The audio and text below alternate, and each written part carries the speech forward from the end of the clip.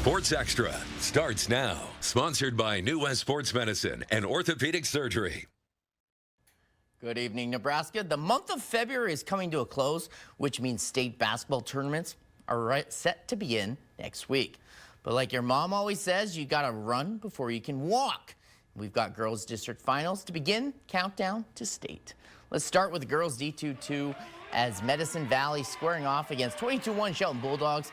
And early on, it was Raiders giving it all as senior Chloe Elston buries the three-ball corner pocket for the lead.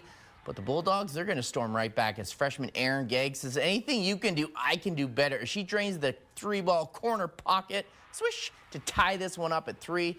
And then check out this pass from McKenna Willis to Emily Berglund, who makes the nice catch down low as she finishes at the rim to give the Bulldogs the lead. And Aaliyah, can't you see? Sometimes your threes just hypnotize me. It's a sophomore. Gomez buries this one as they go back-to-back as the Bulldogs lead 11 now. But the Raiders, they fought back to keep this one close. But the senior Willis says, not on my watch. As she comes away with the steal. She goes coast to coast to lay this one in for the deuce. As Shelton's improbable season continues as they win big 61-30 and headed to state next week. Now to D1 Girls District Finals. Ravenna Blue Jays against South Platte Blue Knights. The Knights with the ball. Joanna Frericks passes it to Haley Conan, who shoots it as Madison Clean comes up with the bucket to make it up by 3. The Blue Jays, they answer right back as Tori Sklenar comes up with a nice hook shot there. And they're not done yet as Brecken Wick with the ball. She shoots over Kennedy Hurt.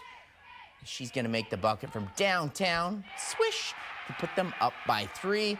The Knights now with the ball. Throws it up court to Fredericks, who sends it back to Shalene, who comes away. Drives to the lane. Gets the 2 at the rack. Nice play there. But the Blue Jays, they're the top seed for a reason. Corner ball, top of the net. Nothing but net. As they come back is Conan with the ball. Fakes out McKeon with the bucket here. Swish. But the top seed of Blue Jays were too much as they would cruise to the 54-35 win. Let's go to the C17 Girls District Finals. Gothenburg Swedes against Scouts Catholic Shamrocks. The Swedes have the ball. Ashlyn Richardson passes it to Ellery Harm. Makes the nice acrobatic bucket. The bank is open for 2, but the Shamrocks get the ball back. As teamwork makes the dream work, Joanna Rusher passes it inside. She's going to hit the turnaround jumper. Emma Brzezinski gives it 2, but teamwork works both sides. As Kinley Strouser from way downtown stops, pops, and dishes it off in the corner as she hits it for 3.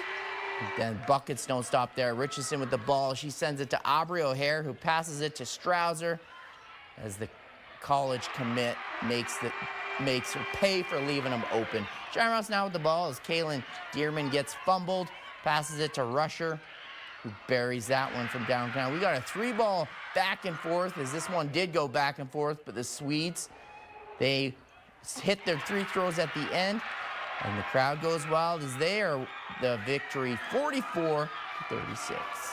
Amazing, absolutely amazing.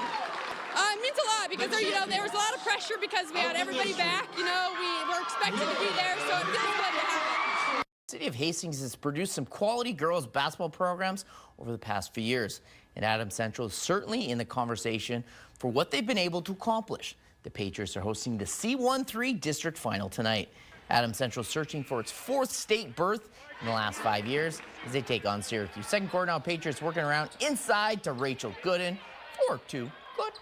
And then going to Gooden again as she looks to kick this one to Briley Neinheiser, who hits the baseline jumper. She knocks that one down. Syracuse, though, they're going to break the dry spell, scoring from the outside as Bridget Donovan gets the clean look. Swish. And then Jaden Meyer, the sophomore, walks right into this one. Stops, pops, buckets. We got a game. Gooden, though, was a force to be reckoned with as Neinheiser's shot doesn't fall, but Gooden there for the offensive board. She banks that one in as the second half was dominated by the Patriots. Gooden running the floor to finish off the fast break. And then Megan Scott rolls around the screen, and she takes that one to the rack for 2. And Adams Central looking sharp throughout the night, taking down the Rockets in a big way, 71-54. This means everything in the world to me, us to win, and I think we deserve the win and to get to state, and it's very accomplishing. It's just like every other year. It means so much for our kids, our community. Obviously, the fans were great tonight. It's a special win, just like they all are. And defending C2 champions, St. Cecilia hosting D1 3 district finals against Bancroft Rosali. Tied up at 21 coming out of the break, and the Hawkettes going to their trusty presence inside. Ryan Sabatka with the bunny. And breaking the press there, freshman Avery Kissinger getting another Hawkette bucket out of the play. Now this was drawn up to suffice. Tatum Krikash sticks it to triple as STC uses a 9-1 run to go up 30-22. But here comes McKenna James, goes baseline. She gets this one to the rim, and then forcing another turnover. Bancroft Rosalie sticks it in with a steal as Isabella Bonu results in the triple by Addison James. We got a ball game fourth quarter now. Panthers in it again, and it's James creates enough separation. She gets the shot off. It's a 3-point game. The Hawkettes trying to ice this one. They turn the ball over. Has a breakout of the hustle of Sabatka. Turnover, then Avery Kissinger. She's going to hit her free throws as St. Cecilia keeps that bet bay the rest of the way, making it 11 straight years to state tourney qualifier for the 53-48 game. It means a lot, going into D1, we figured we have a lot more better chances, and graduating seniors, we just figured we have a good chance at D1. It means a lot, we lost 4 big seniors last year, people at the beginning of the season, when we would talk to people, they'd be like, oh, well, you guys, you're going to have a rebuilding year. This is going to be a year where you guys are just going to be it's rebuilding year. You'll go get them next year. So just being able to put in the work and being able to say that we're going back to state, top 8 teams in the class, that's pretty good.